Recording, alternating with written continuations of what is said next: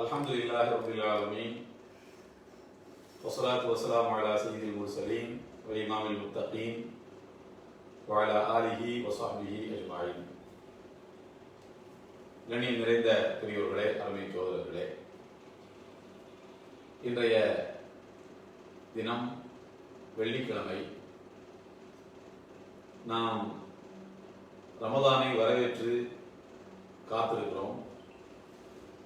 இன்று மாலை இன்ஷா அல்லாஹ் மக்ரிப் தொழுகைக்கு பிறகு நாம் பிறை பார்க்க வேண்டும். பிறை கண்களுக்கு தென்பட்டால் இன்று இஷா தொழுகைக்கு பிறகு தராவி தொழுகை, இரவு சஹத் முடித்துவிட்டு நம்முடைய நோன்பை நாம் தொடங்க இருக்கின்றோம். இன்று பிறை தென்படாவிட்டாலும் சனிக்கிழமை மாலை பிறை தென்பட்டாலும் தென்படாவிட்டாலும் நாம் தராவி தொழுகை நிறைவேற்றி நாம் காலையிலே நோன்பு வைக்க வேண்டும். இந்த நிலையில் முன்னப்போதும் இல்லாத அளவுக்கு நம்முடைய வாழ்நாளின் ஒரு புதிய தராவி தொழுகையை பள்ளிவாசலுக்கு சென்று ஜமாத்தாக தொழ இயலாத ஒரு நிலையும், நோன்பு கஞ்சி அருந்தி நம்முடைய நோன்பை துறக்க இயலாத ஒரு நிலையும் இன்றைய சூழலில் ஏற்பட்டிருக்கிறது. அதை முன்வைத்து இன்றைய தினம் கொரோனா காலத்து ரமதானும் தமிழகத்தின் கஞ்சி அரசியலும் என்ற தலைப்பில் நான் உரையாற்ற இருக்கிறேன். சோதரர்களே, கோவிட்-19 அல்லது கொரோனா என்று அறியப்படுகின்ற இந்த கிருமி தொற்று பரவலை தடுக்க ஆரம்பமாக சுகாதாரத்துறை என்னென்ன வழிகாட்டுதல்களை நமக்கு சொல்லிக் கொண்டிருக்கிறதோ அந்த வழிகாட்டுதல்களை பிழையின்றி பிசகாமல் பின்பற்றி நடக்க வேண்டும்.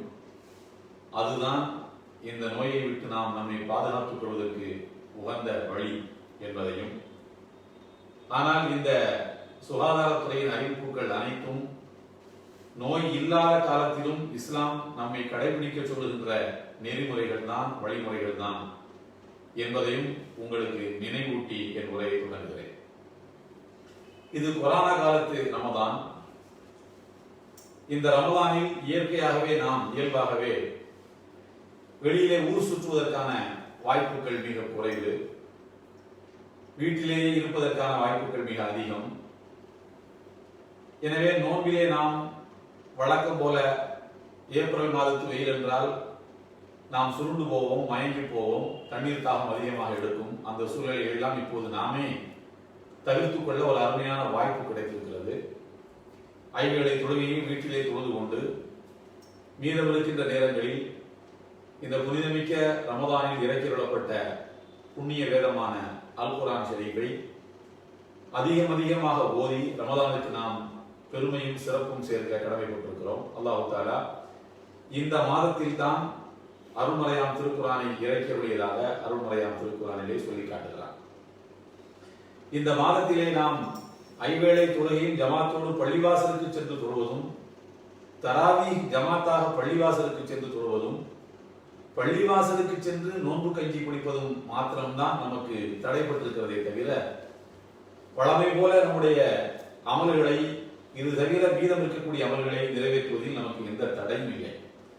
தான தர்மங்களை வழங்குவது, ஏழைகளுக்கு உபகாரங்களை செய்வது, இவற்றுக்கு எந்த தடையும் இல்லை. ஆகையினால் அவற்றை வெகு சிறப்பாக அந்த கூட்டு தொழுகையிலே நாம் இழந்த நன்மைகளை நாம் இது போன்ற தர்மங்களை வழங்கி அதிகமாக பெற்றுக்கொள்வதற்கு கிடைத்திருக்கக்கூடிய வாய்ப்பை இன்ஷா அல்லாஹ் நாம் அனைவரும் பயன்படுத்திக் கொள்ள வேண்டும். அன்புக்குரிய சோதரர்களே, இந்த கொரோனாவினுடைய மிக முக்கியமான பாதிப்பாக மருத்துவர்கள் சொல்வது தொண்டை வறட்சி அடையாமல் பார்த்துக் கொள்ள வேண்டும் என்கிறார்கள். நாம் நோன்பு காலத்திலே என்ன செய்வது என்ற ஒரு கேள்வி இருக்கிறது. வாய் கொப்பளித்துக் கொள்ளலாம், டீப்பா தண்ணிய தொண்டைக்குள்ள இறக்குறது தான் தவறை தவிர நோன்பு புரிவதற்கு வாய்ப்பை ஏற்படுத்திவிடுமே தவிர தொண்டை வறட்சி ஏற்படுகிற போது நாக்கு வறட்சியில் தொடங்கிதான் தொண்டை வறட்சிக்கு போகுது. எனவே வாய் கொப்பளித்துக் கொள்வதிலே எந்த தடையும் நோன்பு காலங்களில் கிடையாது. அடிக்கடி எச்சில் துப்பிக் கொண்டே இருந்தால்தான் நாக்கிலே வறட்சி ஏற்படும். எனவே எச்சிலை துப்ப வேண்டும் என்பதல்ல, எச்சிலை தாமாக ஊறக்கூடிய நாவில் ஊறக்கூடிய எச்சியை விழுக்கலாம். அதனால் நோம்பிலே எந்த குறையும் ஏற்பட்டு விடப் போவதில்லை. ரொம்ப சோர்வாக இருந்தால் முகத்தை கழுவிக் கொள்ளலாம். அதைவிட ரொம்ப சோர்வாக இருந்தால் குளித்துக் கொள்ளலாம். நமக்கு நாமே புது தெம்பு ஏற்படுத்திக் கொள்ளக்கூடிய நோன்புக்கு பாதகம் இல்லாத செயல்களை செய்வதிலே எந்த தவறும் கிடையாது. வீடுகளிலே குளிரூட்டப்பட்ட அறைகள் வைத்திருக்கக்கூடிய வசதி உள்ளவர்கள் ஏசியை போட்டு உட்கார்ந்து கொள்ளலாம். இதெல்லாம் நோம்பினுடைய சோர்வை போக்கிக் கொள்வதற்கு. சகரில இருந்து சுபு தொழுகையிலிருந்து ஆரம்பிச்சு குஹர் வரைக்கும் தூங்குறது, குஹர் தொழுது திரும்ப தூங்குறது, இப்படி தூங்கி தூங்கி நம்முடைய நோன்பை கழித்து விடலாம் என்று நினைத்தால் நாம் நிச்சயமாக அல்லாஹ்விடத்திலே நன்மைகள் கிடைக்காமல் ஏமாந்து போய்விடுவோம். எனவே அதிகமாக நாம் இந்த நாட்களிலே திருக்குரானை ஓத வேண்டும். ஓதுவதன் மூலமாக நமக்கு கிடைக்கக்கூடிய நன்மைகள் ஏராளம் இருக்கின்றன. அதுபோல பலருக்கும் இருக்கக்கூடிய சந்தேகம் என்னவென்றால், தராவீஹ் தொழுகையிலே இதுவரைக்கும் நாங்கள் திருக்குரானை முழுமையாக மனப்பாடம் செய்த ஒரு ஹாஃபிதுக்கு பின்னால் நின்று தொழுது அனுபவப்பட்டிருக்கிறோம். பெரிய சூறாக்களை ஓதுறதுல ஒரு சுகம் இருக்கு, அதை ஓதுறதுல கேட்கறதுல இன்னொரு சுகம் இருக்கு. அந்த சுகத்தை எல்லாம் இப்போது நாம் இழக்கிறோமே. எங்களுக்கு தெரிஞ்சது 4 சூறாவோ 5 சூறாவோ தான் எங்களுக்கு தெரியும். இந்த சூழ்நிலையில நாங்க எப்படி தராவீஹ் தொழுகையை வீட்டிலே தொழுது 5 சூறா வச்சு திரும்ப திரும்ப ஓதி தொழலாமா? 5 சூறாக்கள் நமக்கு மனப்பாடம் இருந்தால் அல்லது 10 சூறாக்கள் மனப்பாடம் இருந்தால் 10 ரக்காத் தான் தொழுவணுமா? 6 சூறா மனப்பாடம் இருந்தால் 6 ரக்காத் தான் தொழுவணுமா? திரும்ப திரும்ப அதை ஓதக்கூடாதா என்று சிலர் கேட்கிறார்கள். உண்மையை சொன்னால் உங்களுக்கு தெரிந்த அந்த 6 சூறாக்களையும் திரும்ப திரும்ப ஓதி ஓதி நீங்கள் 20 ரக்காத்தையும் தொழுது கொள்ளலாம். அதுக்கு மார்க்கத்திலே எந்த தடையும் இல்லை. சொல்ல இன்னும் சிலர் கேட்கிறார்கள், நாங்கள் பெரிய சூறாக்களை ஓதி தொழ வேண்டும் என்று ஆசைப்படுகிறோம். ஹாஃபிதுகளுக்கு பின்னால் நின்று தொழுத அனுபவத்தை அடிப்படையாக வச்சு, ஆகையினால தொழும்போது நாங்கள் தராவீஹ் தொழுகையில குர்ஆனை பார்த்து ஓதி தொழலாமா? சூரத்துல் பக்ரா ரொம்ப பெரிய ஒரு சூரா. ஒரு நாளைக்கு நாங்க ஒரு ஜுஸு ஓதணும்னு சொன்னா 30 நாளைக்கு 30 ஜுஸு ஓதிக்குவோம். கடைசி 2 நாளைக்கு 30வது நாளைக்கு தராவீஹ் கிடைக்குமோ கிடைக்காதுன்னு சந்தேகம் வரும்போது நாங்க முதல் நாளே அதை ஓதி ஒரு முழு குர்ஆனையும் தொழுகையிலே ஓதிய பாக்கியத்தை அடைந்து கொள்ள விரும்புகிறோம். ஆகையினால் தராவீஹ் தொழுகையில குர்ஆனை நாங்கள் பார்த்து ஓதலாமா? கையில குர்ஆன் வச்சுக்கிட்டு பார்த்து ஓதிக்கலாமா? சஜிதாவுக்கு செல்லும்போது ருக்குவுக்கு செல்லும்போது எங்கேயாவது நாங்க வச்சுக்கிறோம் என்று ஒரு கேள்வியை கேட்கிறார்கள். சோதரர்களே, இதில் நாம் தெரிந்து கொள்ள வேண்டிய முக்கியமான விஷயம் என்னவென்று சொன்னால், முதலாவது திருக்குர்ஆனை பார்த்து நீங்கள் ஓத முற்படுகிற போது அதிகமான அசைவு அதிலே வரக்கூடாது. பார்த்து ஓதலாமா ஓதக்கூடாதா என்கிற கேள்விக்கு அறிஞர்கள், ஷாஃபிஈ சார்ந்த அறிஞர்களும் சவுதியினுடைய முஃப்தியாக இருந்த இமாம் பின் பாஸ் அவர்களும் சொல்லக்கூடிய விளக்கம், பார்த்து திருக்குர்ஆனை பார்த்து ஓதி தொழுவதில் எந்த தடையும் இல்லை, தொழுகைக்கு அதனால எந்த பாதிப்பும் ஏற்பட போவதில்லை. ஆனால் அதுல உடல் அசைவுகள் அதிகமாக இல்லாதபடி பார்த்துக் கொள்ள வேண்டும். ஒரு ஸ்டாண்ட் எடுத்து இழுத்து அதுக்கு மேல வைக்கிறது, அதுக்கு தாழ புரட்டுற பேரால இந்த பக்கம் காத்து ஃபேன் காத்துல தாழ் புரளும் இப்படி புரட்டி அப்படி புரட்டி வச்சுக்கிறது, இந்த மாதிரி எல்லாம் கை அசைவுகள் உடல் அசைவுகள் அதிகமாக இல்லாதபடி பார்த்துக் கொள்ள வேண்டும். அதற்கு உகந்த வழி என்னன்னு சொன்னா, உங்களுக்கு நீண்ட சூறாவை ஓதி தொழுவதற்கு உடல் ஆரோக்கியம் இருக்கிறது, அதற்கான வாய்ப்பு உங்களுக்கு இருக்கிறது, எல்லாரும் ஆசைப்படுறீங்க, மனப்பாடம் இல்ல அல்லது மனப்பாடம் இருக்கிறவங்க உங்க வீட்டுல இல்ல, அதனால உங்களால நீண்ட சூறா ஓதி தொழ முடியல, இப்படி எல்லாம் இருக்கும் பட்சத்தில் நீங்கள் கையில மொபைல் இருக்கு, மொபைல்ல திருக்குர்ஆனை நீங்கள் டவுன்லோட் பண்ணி வச்சுக்கிட்டீங்கன்னா ஒரு விரலை வச்சு இப்படி தள்ளினாலே போதும். ஒரு விரலை வச்சு இப்படி தள்ளிட்டாலே அடுத்த பக்கம் வந்துடும், அல்லது மேல தள்ளி விட்டு அடுத்த பக்கம் வந்துடும்.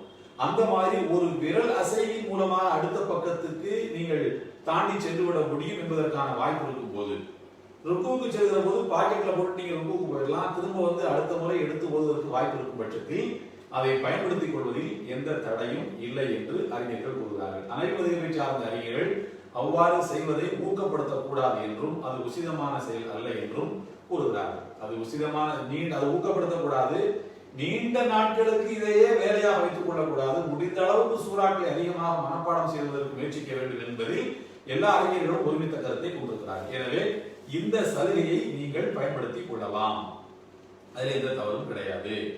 வீட்டிலே ஆண்கள் முன்னால் நின்று தொழுகை நடத்த மொத்த ஜமாத்து, இரண்டாவது சிறுவர்களை நிப்பாட்டிட்டு அதுக்கப்புறமாக பெண்களை நிறுத்தக்கூடிய முறைதான் தொழுகையினுடைய ஜமாத்தாக தொழக்கூடிய முறை. அது இன்ஷா அல்லாஹ் இஷா தொழுகை முடிந்த கையோட அப்படியே எந்திரித்து நீங்கள் தராவி தொழுகையை முடித்துவிட்டு மற்ற அமல்களையும் நீங்கள் செய்யலாம். வித்ரு தொழுகையை பொறுத்த அளவில் நீங்கள் தஹஜ்ஜுக்கு எழுந்து தஹஜ்ஜுதை முடிச்சிட்டு அதுக்கப்புறம் வித்ரு தொழுதுட்டு அதுக்கப்புறம் சஹர் பண்றது ரொம்ப விசேஷமானது, ஏற்றமானது. நீங்கள் எழுந்திருக்கக்கூடிய நேரத்துல தஹஜ்ஜுத் மிஸ் ஆயிடும், சஹர் சாப்பாடு தான் நேர சாப்பிடுற மாதிரி இருக்கும் என்று இருக்குமானால் நீங்கள் வித்ரை தராவி முடிந்த உடனேயே தொழுது கொள்வது நல்லது, ஏற்றமானது. அடுத்து வீட்டில் இருக்கக்கூடிய பெண்கள், அதாவது கர்ப்பிணி பெண்கள் எந்த மாதிரி நோன்பை கடைபிடிப்பது, நோன்பு வைக்கலாமா அவர்கள் என்று கேட்கிறார்கள். கர்ப்பிணி பெண்கள் தாராளமாக நோன்பு வைக்கலாம், தவறில்லை. ஆனால் அவர்களுடைய உடலுக்கோ அவர்களுடைய வயிற்றில் வளர்ந்து கொண்டிருக்கக்கூடிய சிசுவின் ஆரோக்கியத்துக்கோ எந்த விதமான பாதகமும் இல்லை என்று நம்பகத்தன்மை வாய்ந்த மருத்துவர்கள் சொன்னால் அதை கேட்டு நாம் நோன்பு வைப்பதில் தவறில்லை. தாயின் ஆரோக்கியத்துக்கோ பிள்ளையின் ஆரோக்கியத்துக்கோ ஏதாவது இடையூறு ஏற்படும் என்கிற பயம் இருப்பதாக மருத்துவர்கள் கூறினால் நோன்பை தடுத்து கொண்டு இன்ஷா அல்லாஹ் குழந்தையெல்லாம் பெற்று முடிச்சுட்டு அதுக்கப்புறமாக நீங்கள் சுத்தமான காலம் தொடங்கியதற்கு பிறகு நீங்கள் அந்த நோன்பை அதா செய்து கொள்ள வேண்டும். இது கர்ப்பிணி பெண்கள் கடைபிடிக்க வேண்டிய ஒழுக்கம்.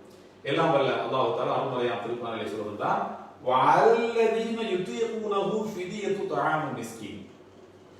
யாரால் நோன்பை அறவே நோற்க இயலாதோ, யுதீகுனஹு என்று சொன்னால் நோன்பு நோற்க சக்தி இல்லாதவர்கள்.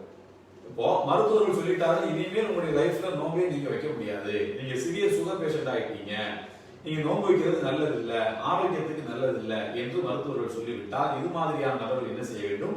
ஃபிதியத்து தஆமு மிஸ்கீன். ஒரு நோன்பை நீங்கள் வைக்காமல் இருப்பதற்கு ஒரு ஏழைக்கு 2 வேளை உணவு கொடுக்க வேண்டும். அதை எப்படி ஞாபகம் வச்சுக்கலாம்னா சஹர் இஃப்தார்னு ஞாபகம் வச்சுக்கோங்க. நீங்க நோன்பு வச்சா சஹர் இஃப்தார் சாப்பிடுவீங்கல்ல, அந்த மாதிரி ஒரு ஏழைக்கு ஒரு நோன்பை விடுவதற்கு ஒரு ஏழைக்கு 2 வேளை உணவுக்கான உணவையோ அல்லது பணத்தையோ நீங்கள் கொடுத்தால் அந்த நோன்பை நீங்கள் தக்க காரணத்தோடு விடுவதற்கு பரிகாரமாக அது அமைந்துவிடுகிறது. எல்லாம் அல்லாஹ் தஆலா கூறுகிறான், ஃபமன் ததவ்வா கைரன், யார் இதை விட கூடுதலாக செய்கின்றாரோ தர்மங்களை போவ கைரன் லஹு, அது அவருக்கு ரொம்ப சிறந்ததுதான் என்று சொல்லிவிட்டு அல்லாஹ் குறிப்பிடுகிறான், வ அன்தஸூமு கைருல் லக்கும் இன் குன்தும் தஅலமூன். என்னதான் நீங்கள் பரிகாரம் செய்தாலும் நோன்பு வைப்பதுதான் உங்களுக்கு சிறந்தது. நீங்கள் விளக்கம் உள்ளவர்களாக இருந்தால் இதை புரிந்து கொள்வீர்கள். நோன்பு வைக்கிறதுக்கு ஈடு அல்ல இந்த தர்மம், உணவு கொடுக்கிறது, அதுக்குள்ள பரிகாரம். ஒரு காலமும் நோன்புக்கு ஈடான இன்னொரு அமல் கிடையவே கிடையாது. ஒன்று சொல்லட்டுமா உங்களுக்கு? நபிகள் நாயகம் ஸல்லல்லாஹு அலைஹி வஸல்லம் அவர்கள் எங்கேயாவது விருந்துக்கு போனால் சாப்பிட்டு விட்டு எப்படி துஆ செய்ய சொன்னார்கள் தெரியுமா? அகல தஆமகுல் அபரார் வஸல்லத் அலைக்குமுல் மலாயிகா வஅஃதர இன்தகும் ஸாயிம்.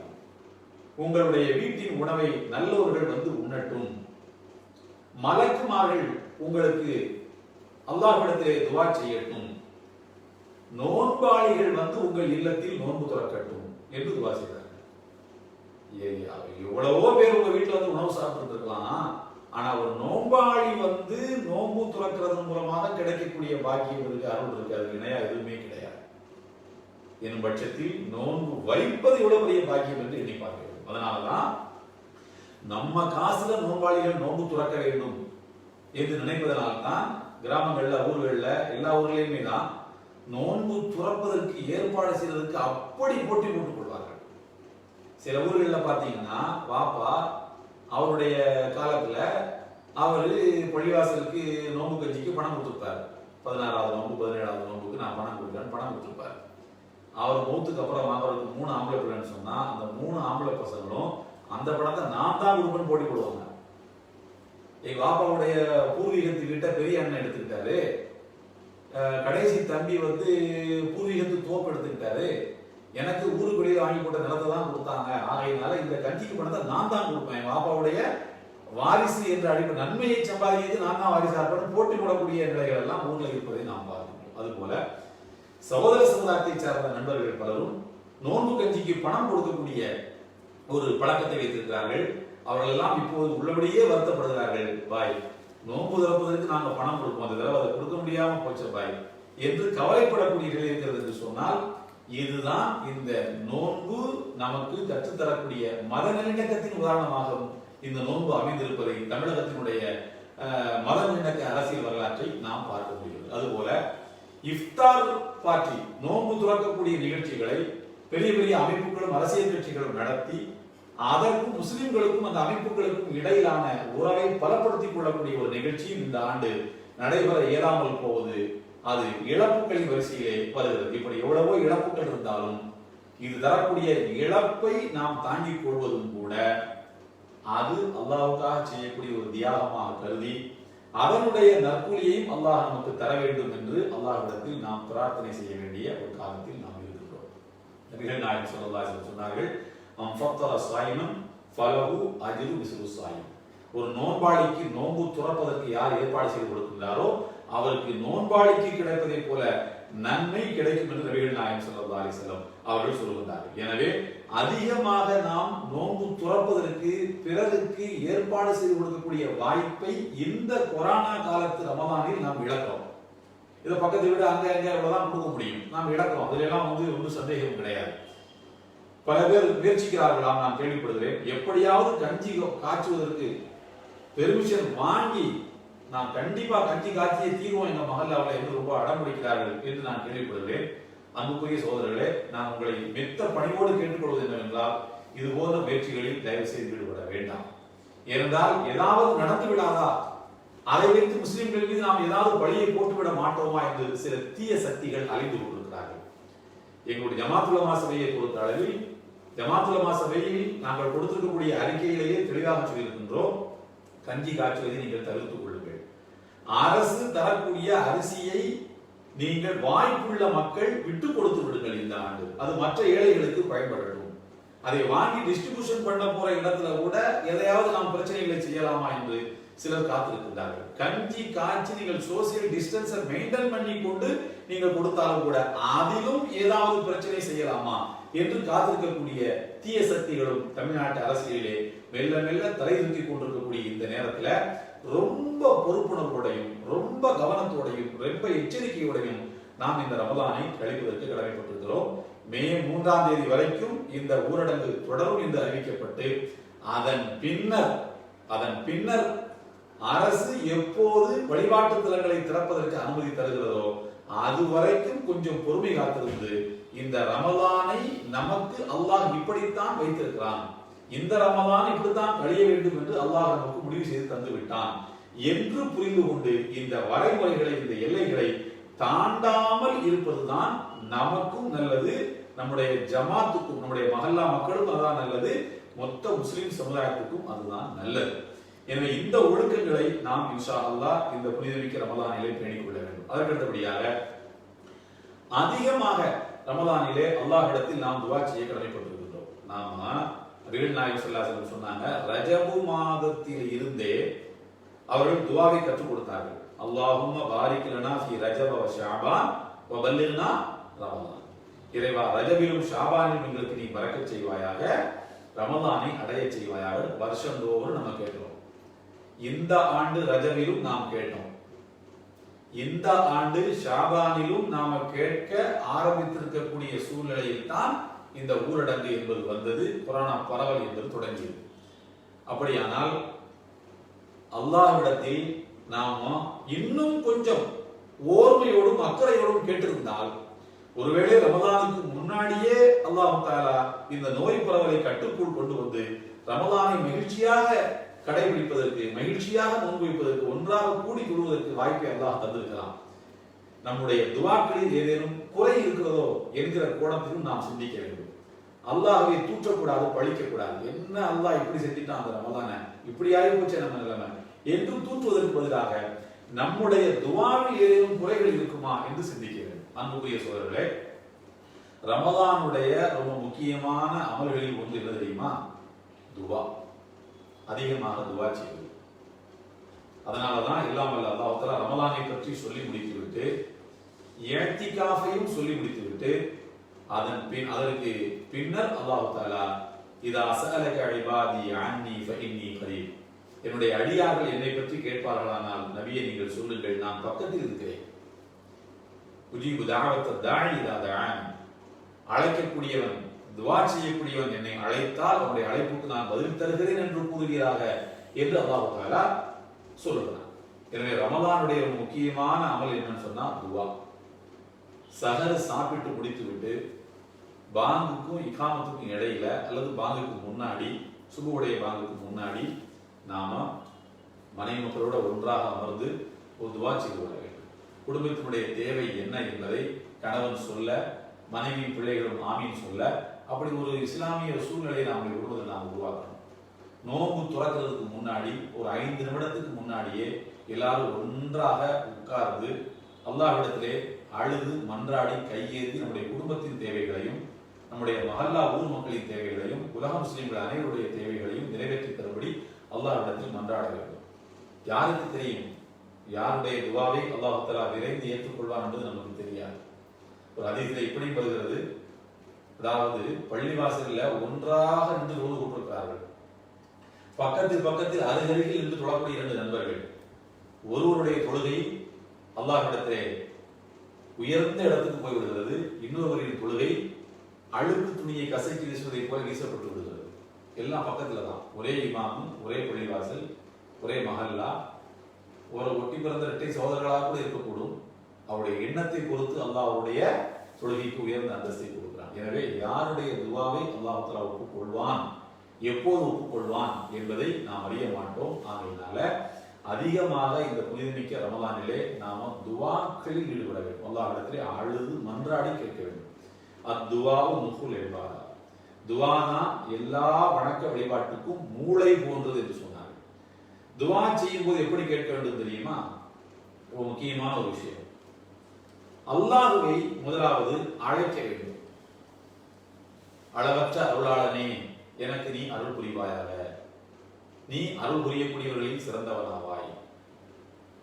தாராளமாக ரிசுக்கை வழங்கக்கூடியவனே, எனக்கு நீ ரிசுக்கை வழங்குவாயாக, ரிசுக்கை வழங்கக்கூடியவர்களில் நீ சிறந்தவனாவாய். ஆரோக்கியத்தை வழங்குகின்ற இறைவா, எனக்கு ஆரோக்கியத்தை வழங்குவாயாக, ஆரோக்கியத்தை வழங்கக்கூடியவர்களில் நீயே சிறந்தவர் என்று நம்முடைய கோரிக்கைக்கு முன்னரும் பின்னரும் அல்லாஹ்வை புகழ வேண்டும். அல்லாஹ்வை புகழ்வது அவனுக்கு மிகவும் பிடிக்கும் என்கிறார்கள் நபிகள் நாயகம் ஸல்லல்லாஹு அலைஹி வஸல்லம். குறிப்பாக ரமதானிலே அதிகமாக துஆ செய்வதன் மூலம் அல்லாஹ்வை நாம் நெருங்க முடியும். பெருமானார் ஸல்லல்லாஹு அலைஹி வஸல்லம் அவர்கள் சொன்னார்கள், அல் குர்ஆன் வ ஸியாம், திருக்குர்ஆனும் நோன்பும் யஷ்ஃபஆனி லில் ஆபிதி யௌமல் கியாமா, மறுமை நாளில் அல்லாஹ்விடத்தில் ஒரு மனிதனுக்காக பரிந்துரைக்கும். நோன்பு சொல்லுமாம், இறைவா, இந்த அடியான் குடிபானத்தை தவிர்த்தான், உணவை தவிர்த்தான், எதாவது தயாமகு ஷராபு, எனக்காக நோன்பு காலங்களிலே குடிபானத்தை தவிர்த்தான், உணவை தவிர்த்தான், உனக்காக.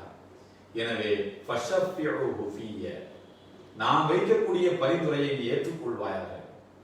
திருக்குர்ஆன் அதுபோல அல்லாஹ்விடத்திலே பரிந்துரைக்குமாம், இறைவா, என்னை அவன் கஷ்டப்பட்டு ஓதினான், நாக்கு வறட்சி அடைய அவன் ஓதிக்கொண்டே இருந்தான் ரமதானிலே. எனவே என் விஷயத்திலே நாம் வைக்கக்கூடிய பரிந்துரையை அவனுக்கு நீ ஏற்றுக்கொள்வாயாக என்று ரமதான் மாதத்தினுடைய நோன்பும் குர்ஆனும் பரிந்து பேசும் என்று சொல்றார். நம்முடைய திருக்குர்ஆனுடைய ஓதுதல் என்பது நமக்காக அல்லாஹ்விடத்திலே பரிந்துரைக்க வேண்டுமானால் நாம் அக்கறையாக ஓத வேண்டும். முடிந்த அளவுக்கு வீட்டில ஒரு சின்ன இஸ்லாமிய சூழலை உருவாக்கணுங்க. வெளியில எங்கேயும் ஆண்கள் எல்லாம் வியாபாரத்துக்கு போறாங்க ஓட முடியாது. அதனால வீட்டு பெண்கள் அவங்களை பிடிச்சு உட்கார வச்சு நீங்க ஒரு பக்கம் ஓதுங்க, அதுல உள்ள நாங்க காது கொடுத்து கேட்கிறோம், நான் ஒரு பக்கம் ஓதுறேன், நீங்க அதை காது கொடுத்து கேளுங்க. பையன் ஒரு பக்கம் ஓதட்டும், பாப்பா அம்மாவும் கேட்கட்டும், மக ஒரு பக்கம் ஓதட்டும், பாப்பா அம்மா பையன் 3 பேரும் கேட்கட்டும்.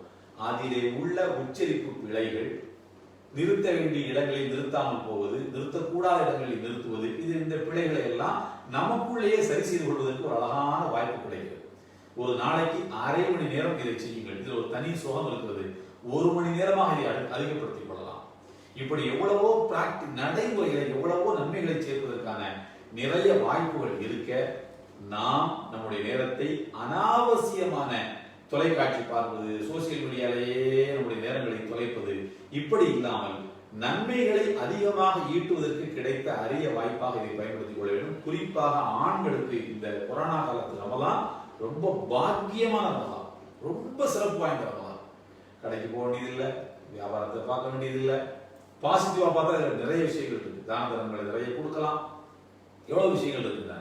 எனவே வீட்டுக்குள்ளேயே இருந்து கொண்டு கிட்டத்தட்ட ஒரு மினி ஏத்திகாஃப், ஒரு அரை ஏத்திகாஃப் என்று, ஹாஃப் ஏத்திகாஃப், பாதி ஏத்திகாஃப் என்று இதை குறிப்பிட முடியும். அப்படிப்பட்ட ஒரு அரிய வாய்ப்பை அல்லாஹ் நமக்கு இந்த ரமலானிலே தந்திருக்கிறான். கொரோனா காலத்தை முன்வைத்து அல்லாஹ் நமக்கு ஒரு பொருளை தருகின்றான் என்றால் அதனுடைய இயற்கை சுபாவத்தோடு அதை ஏற்றுக்கொள்ள வேண்டும். அதனுடைய நேச்சரோட அதை நம்ம ஏற்றுக்கொள்ள வேண்டும். ஒரு பேப்பர் இருக்குன்னா அதுக்கு ஒரு நேச்சர், ஒரு மைக் இருக்குன்னா அதுக்கு ஒரு நேச்சர். இந்த நேச்சரோட அதை ஏற்றுக்கணும். அதுக்கு மேல பெருசா இருந்து நம்ம எதிர்பார்க்க கூடாது. அப்படி எதிர்பார்க்காமல் ஒவ்வொரு பொருளையும் அதற்குரிய நேச்சரோட எதிர்பார்த்துக் கொள்வதன் மூலமாகத்தான் அல்லாஹ்வுக்கு நாம நன்றி செலுத்தக்கூடிய எண்ணமே நமக்கு வரும். ஆகையினால் இந்த புனிதமிக்க ரமலானை பாக்கியம் நிறைந்த ரமலானாக நாம் கருதி கொள்ள வேண்டும். வெறும் கஞ்சிக்காக பெரிய சண்டை, கஞ்சி குடிக்கிறது ஒன்றும் ஃபர்தா, கஞ்சி குடிச்சுதான் நோன்பு வைக்கணுங்கிறது ஃபர்தா. சொல்ல போனா அதை கூட நம்ம பாசிட்டிவா பார்க்க முடியும். கஞ்சியை குடிச்சிட்டு கடாரன்னு ஏப்ப விட்டுக்கிட்டு நாம பிறருக்கு எரிச்சலை ஏற்படுத்தக்கூடிய நிலை தவிர்த்து விட்டு அழகான பழங்களை வைத்து நோன்பு துறக்கக்கூடிய ஒரு நல்ல வாய்ப்பு இருக்கிறது. மனைவி மக்களோடு நோன்பு துறக்கக்கூடிய ஒரு அரிய வாய்ப்பு கிடைத்திருக்கிறது. ஆகையினால இந்த ரமலானில் நாம பாசிட்டிவாக பார்க்கிறதுக்கு நிறைய விஷயங்கள் இருக்கின்றன. இதுல எதையுமே நாம நெகட்டிவாக பார்க்க கூடாது, அனாவசியமாக வெளியில் சுத்தக்கூடாது. இந்த ரமலானை ரொம்ப சிறப்பாக நாம கழிப்போம். இதுல குறைப்பட்டுக் கொள்வதற்கு எதுவும் இல்லை. அல்லாஹ் நமக்கு இந்த ரமலானை இப்படித்தான் தந்திருக்கிறான். அப்படி பாருங்க, இந்த ரமலான் நமக்கு இப்படித்தான் என்று பார்த்தோம் என்று சொன்னால் அதை நாம் மகிழ்ச்சியாக கழிப்பதற்கான எல்லா சூழ்நிலைகளும் இல்லாமல் அல்லாஹ் நமக்கு ஏற்படுத்தி தருவான். இன்று வெள்ளிக்கிழமை, நாம் 24ஆம் தேதி மாலை நாம பிறை பார்க்க வேண்டும். பிறை பார்க்கும்போது அல்லாஹும்ம அஹில்லஹு அலைனா வில் யும்னி வல் ஈமானி வஸ்ஸலாமதி என்று சொல்ல வேண்டும். இறைவா, இந்த பிறையை எங்களுக்கு பரக்கத்தான பிறையாக ஆக்குவாயாக, இறை நம்பிக்கையுடன் கூடிய அமல்களை வெளிப்படுத்தக்கூடிய பிறையாக ஆக்குவாயாக, சலாமத்தான பிறையாக ஆக்குவாயாக என்று நாம் பிறை பார்த்தவுடன் துஆவை ஓதிக்கொண்டு நம்முடைய அமல்களை சந்தோஷமாக இன்ஷா அல்லாஹ் நாம் ஆரம்பிக்கலாம். எல்லாம் வல்ல அல்லாஹ் தஆலா இந்த புனிதமிக்க ரமலானை நமக்கு பாக்கியம் நிறைந்த ரமலானாக ஆக்குவானாக. இந்த ரமலானில் நாம் வைக்கக்கூடிய நோன்பையும், புலக்கூடிய தொழுகைகளையும், கொடுக்கக்கூடிய தர்மங்களையும், நாம் ஓதக்கூடிய திருக்குர்ஆன் ஷரீஃபையும், நாம் கேட்கக்கூடிய அனைத்து துஆக்களையும் எல்லாம் வல்ல அல்லாஹ் தஆலா முழுமையாக அங்கீகரித்து ஏற்றுக்கொள்வானாக. நாமும் மனிதர்கள் என்ற அடிப்படையில் நம்மிடமிருந்து ஏதேனும் குற்றங்கள், பிழைகள், தவறுகள் ஏற்பட்டிருக்குமானால் அவற்றையெல்லாம் பொறுத்து மன்னித்து சகித்துக் கொண்டு நம்முடைய அமல்களை ஒப்புக்கொள்ளப்பட்ட அமல்களின் அந்தஸ்துக்கு எல்லாம் வல்ல அல்லாஹ் தஆலா உயர்த்தி அருள் புரிவானாக. வாஹிரு தஅவானா அல்ஹம்துலில்லாஹி ரப்பில் ஆலமீன். அஸ்ஸலாமு அலைக்கும் வரஹ்மத்துல்லாஹி வபரகாத்துஹு.